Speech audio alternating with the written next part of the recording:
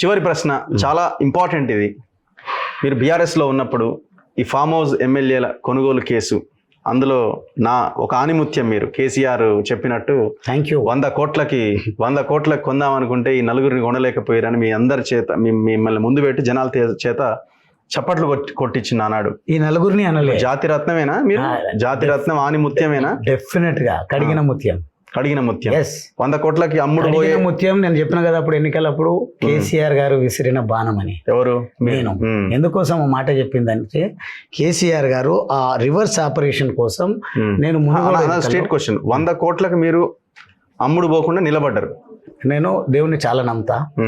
భగవంతుడి సాక్షిగా నన్ను ఎవరు అడగలేదు, నేను అటువైపు ప్రయాణం జరగలేదు, ఆ సాహసం కూడా నాతో ఎవరు చేయరని. అసలు డబ్బులన్న చర్చే లేదా అక్కడ? మీకు ఇంతకంటే ఏముంటది? భగవంతుడి సాక్షిగా నన్ను ఎవరు సంప్రదించలేదు, నేను ఎవరితో మాట్లాడలేదు.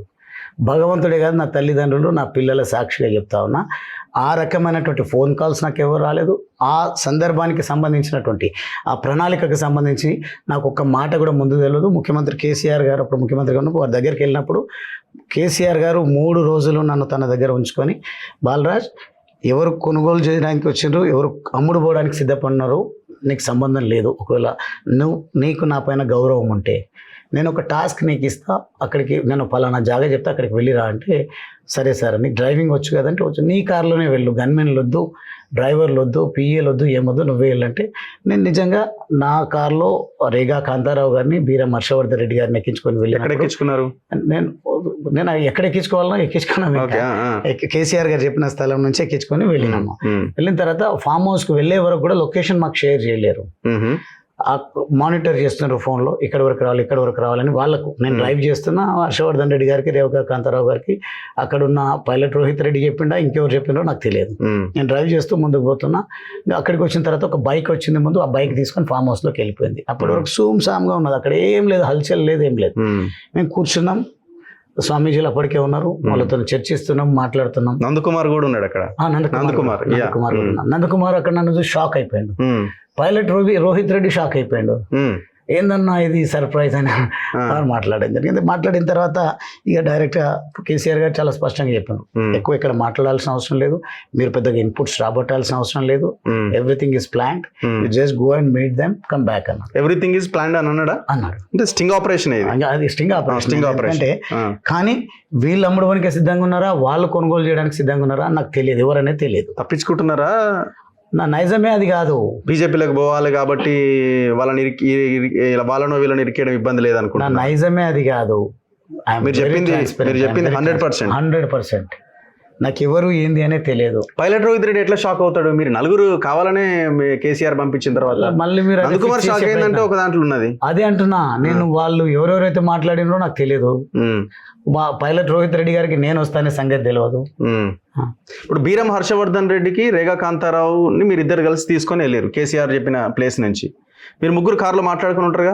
ఏం మాట్లాడారు? ఎట్లా కార్లో అంత దూరం ప్రయాణం చేస్తున్నప్పుడు మీరు అన్న ఏం చేద్దాం, ఎట్లా మాట్లాడారు మీకు? ఎందుకంటే మీరు యువకుడు, డాషింగ్ గా ఈ రంగంలో పోతున్నారు కాబట్టి ఇంకా అంతకంటే డాషింగ్ గా చెప్తున్నా. ఒకవేళ ఉంటే నేను ఖచ్చితంగా చెప్పేవాడిని. అసలు ఒక్క మాట మాట్లాడలేదు కార్లో? ఒక్క మాట మాట్లాడలేదు. ఒక మాట చెప్పిండ్రు కదా, నేను ఒక నిఖార్సైన కార్యకర్తను కాబట్టి కదా అంత పెద్ద టాస్క్ నాకు ఇచ్చిండ్రు వారు. నలుగురులో మీరు ఆనిముత్యం, మిగతా ముగ్గురు కల్ప్రిట్సా? నేను అనలే కదా, అదే అంటున్నా, చెప్తున్నా. వీళ్ళు అమ్మడానికి కేసీఆర్ గారు చెప్పిందండి, వీళ్ళు అమ్ముడు పోవడానికి సిద్ధంగా ఉన్నారా, నేను పంపించే వాళ్ళు వచ్చిన వాళ్ళు కొనుగోలు చేయడానికి సిద్ధంగా ఉన్నారా? ఇట్ ఈస్ ఇమ్మెటీరియల్, మీకు అవసరం లేని సబ్జెక్ట్. సరే, ఇప్పుడు మీ ప్లేస్లో నేను ఉన్నా అనుకోండి, నేను ఇద్దరిని ఎక్కించుకొని వెళ్తున్నప్పుడు అడుగుతా, ఎక్కడికి వెళ్తున్నాం మనం, మీకు ఏమైనా తెలుసా, నన్ను తీసుకుపోతున్నారు అనే క్వశ్చన్ రేజ్ అవుతుంది కదా. నా సిన్సియారిటీ, నా నిబద్ధతనే ఈ స్థాయికి తీసుకొచ్చింది. నేను ఒకవేళ నిజంగా వ్యాపారమే చేయాల్సి ఉంటే దాని గురించి అనలైజ్ చేసుకుంటాం, లాభాలు ఉంటాయా, నష్టాలు ఉంటాయా, ఏమైనా మ్యానిపులేషన్స్ ఉంటాయా, ఏంది అనేది మాట్లాడుకోవచ్చు. నేను అదైతే ఈ డిజైన్ ఇవన్నీ కూడా తెలిసింది కేసీఆర్ గారికి. కేసీఆర్ గారు ఒక నమ్మిన బంటుగా నన్ను భావించినప్పుడు, కేసీఆర్ గారిని ఒక తండ్రిగా భావిస్తున్నప్పుడు ఆ టైంలో నేను అడగాల్సిన అవసరం ఉందని అనుకోలేదు, తెలుసుకోవాల్సినటువంటి యాంగ్జైటీ కూడా నాకు లేదు. ఇప్పుడు ఈ కొబ్బరి నీళ్ళు లేకపోతే ఇది స్టీఫెన్ రవీంద్ర వీళ్ళందరూ మీకు ఏం తెలియదు? అందుకే దైవ సాక్షిగా తెలియదు అని చెప్తాను. ఇంతకంటే ఇంకా మీరు ఇంకా ఏమైనా టెస్టులు పెట్టి నాతో ఏం లేదు మా దగ్గర, మీ దగ్గర కాదు, ఏమైనా ఉంటే కూడా రాబట్టే ప్రయత్నం చేయండి. You can't find any information from me that. So Nandakumar మీకు తెలుసా ముందు నుంచి? నందకుమార్ 1-2 సార్లు వాళ్ళ రెస్టారెంట్ ఇనాగరేషన్ కు కిషన్ రెడ్డి గారిని నన్ను ఒక సందర్భంలో 15 సంవత్సరాలు ఇక్కడ అంబర్పేట ఏరియాలో, దాని తర్వాత ఇక్కడ శివం రోడ్ లో, దాని తర్వాత ఇక్కడ జూబ్లీ హిల్స్ వెంకటేష్ ప్రాపర్టీలో అనేదో కనిపిస్తుండే అప్పుడు తెలుసు. దాని తర్వాత నరేన్ అని ఎవరు ఉండే కదా ఎంపీగా కంటెస్ట్ చేసిండే, వాళ్ళ కజిన్ అని తెలిసి. ఇప్పుడు మిమ్మల్ని ప్రగతి భవన్ లో మిమ్మల్ని ఏమైనా నిర్బంధించిరా?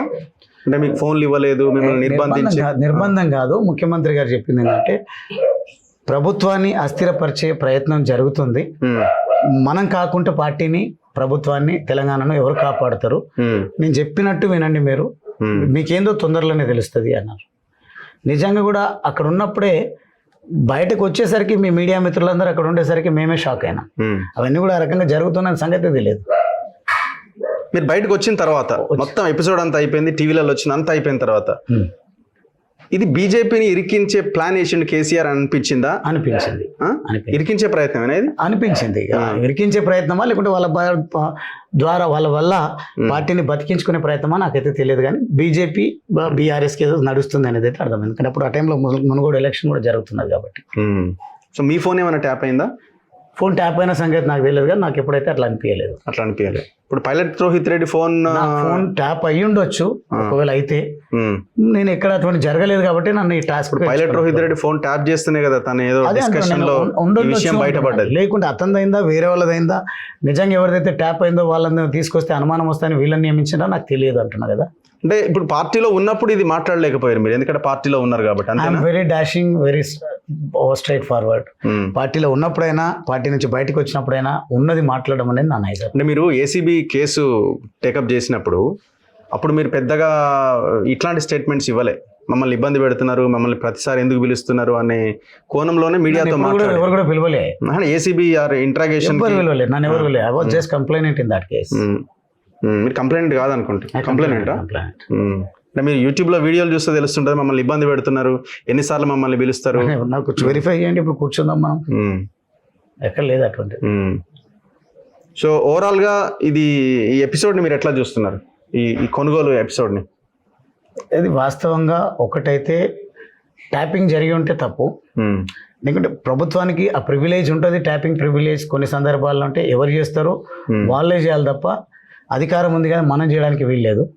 ఒకవేళ డిపార్ట్మెంట్స్ బాధ్యతని అయితే చేసి ఉంటే కూడా పొరపాటేం కాదు.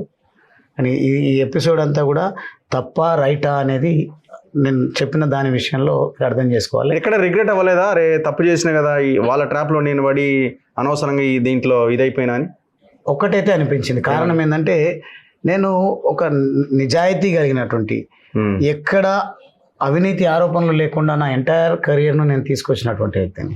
నేను ఇక్కడ ఉన్నానో లేదో కాంగ్రెస్ పార్టీ సునీల్ కనుగోలు గారు, రేవంత్ రెడ్డి గారు పెద్ద పెద్ద పైస్టర్లు 100 కోట్లకు అమ్ముడుపోయిండు అని వేసారు.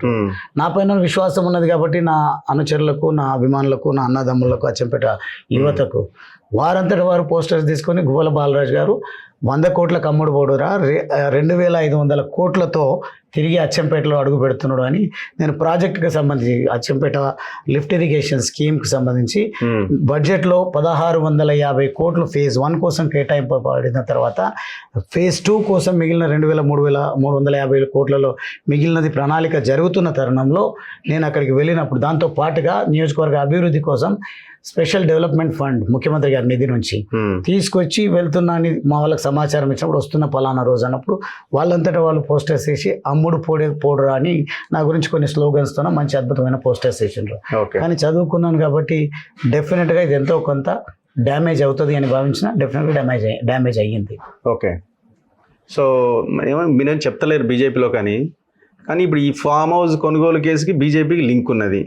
మరి వాళ్ళు ఎట్లా తీసుకుంటున్నారో, ఒకవేళ వెళ్ళాలనుకుంటే మీరు ఎట్లా వెళ్తున్నారు అన్నది కన్ఫ్యూజన్ స్టేట్ లో ఉన్నాను నేను. అదే అంటే మీరు కన్ఫ్యూజన్ స్టేట్ లో రేపటి వరకే ఉంటారు, ఏం పెద్ద తల బాదుకోవాల్సిన అవసరం లేదు. మనం ఇంకో ఇంటర్వ్యూ ప్లాన్ చేయాలి డెఫినెట్గా, కండువా కప్పుకున్న తర్వాత. ఏ కండువా కప్పుకున్నా తప్పకుండా. ఓకే, ఎంత సంపాదించారు 10 సంవత్సరాల పవర్ లో ఉండి? రూపాయి నేను ఎమ్మెల్యే పదవిని వాడి సంపాదించి ఉంటే మీకు రాసిస్తాను. అంతేనా? రాసిచ్చుడే? ఎస్. Okay, 2014 before after.